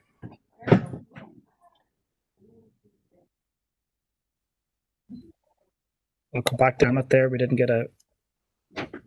Hello, Emmett, can you hear me? Sorry, Stephen, sorry about that. The connection was breaking up there. I'm going to have to abstain on that one. Sorry. Okay, thank you, Emmett. Councillor McCaffrey. Chris? Tom McStay, abstain. Councillor McCann, abstain. Councillor John McClarty. Against. Councillor Michael Duff. Abstain. Councillor McPhillips. Against. Councillor Coffey. Abstain. Councillor Thomas O'Reilly. Abstain. Councillor Rainey. Against. Councillor Robinson. Against. Councillor Chris Smith. Against. Councillor Swift. For human rights. Councillor Thompson. Against. Councillor Thornton. Against. Councillor Warrington. Against. And Councillor Wilson. Against. Okay.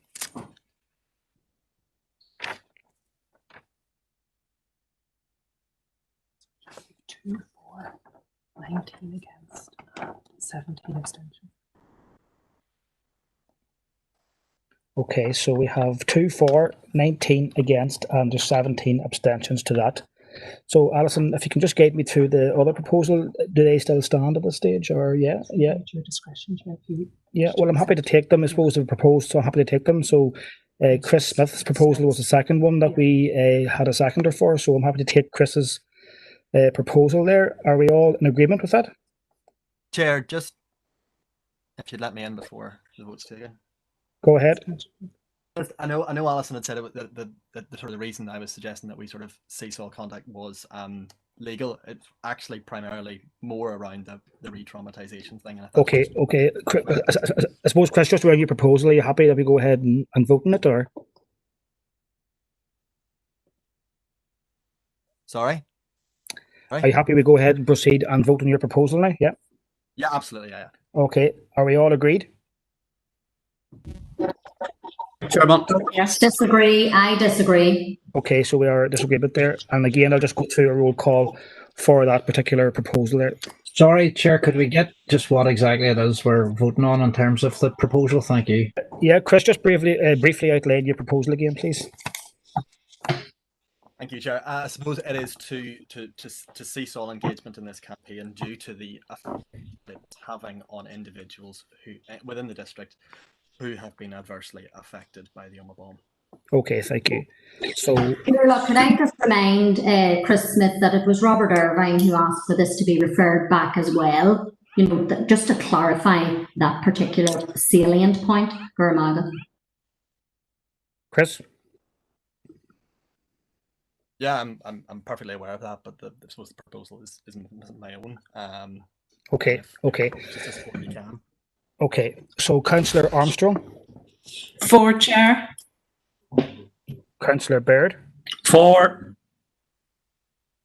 Councillor Paul Blake. For. Councillor Buchanan. For. Councillor Campbell. Abstain, Chair. Councillor Clark is not here. Councillor Coyle. For. Councillor Curry. Abstain. Councillor Deehan. Abstain. Councillor Anne-Marie Donnelly. Abstain. Councillor Sean Donnelly. Abstain. Councillor Stephen Donnelly is not here. He had to leave. Councillor Keith Elliott. For. Councillor Erskine. For. Okay, thank you. Councillor Feely. Abstain. Sorry, Steve, I'm getting hard of hearing. Abstain. Thanks, okay. That's grand. Okay, thank you. Councillor Fitzgerald. Abstain. Councillor Gannon. For, Chair. Councillor Garrity.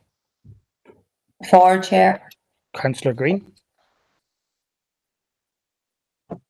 Abstain. Councillor Irving. For. Councillor Keenan. Against. Councillor Kelly. Abstain. Councillor Podrick Kelly.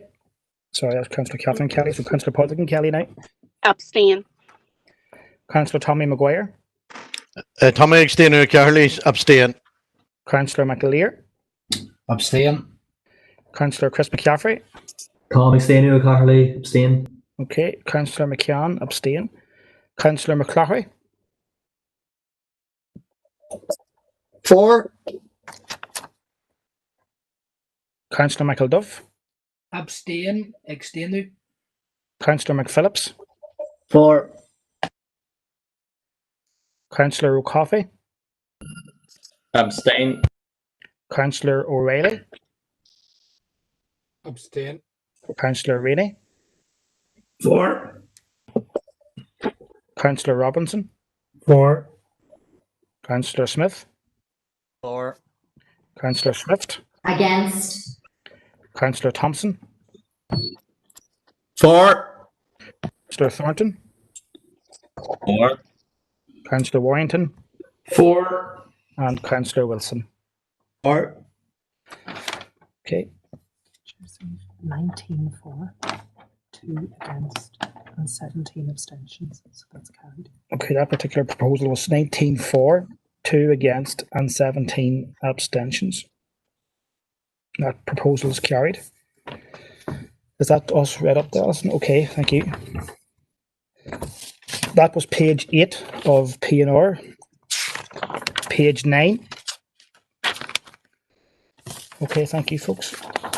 So moving on to item 9 on the agenda is any other relevant business. I just have one item from Alison. Thank you, Chair. Members will recall at the council meeting it was requested that we have a special council meeting in relation to the development plan. You're also aware that the schedule for September is particularly busy, and I am mindful of the current scenario in relation to Brexit.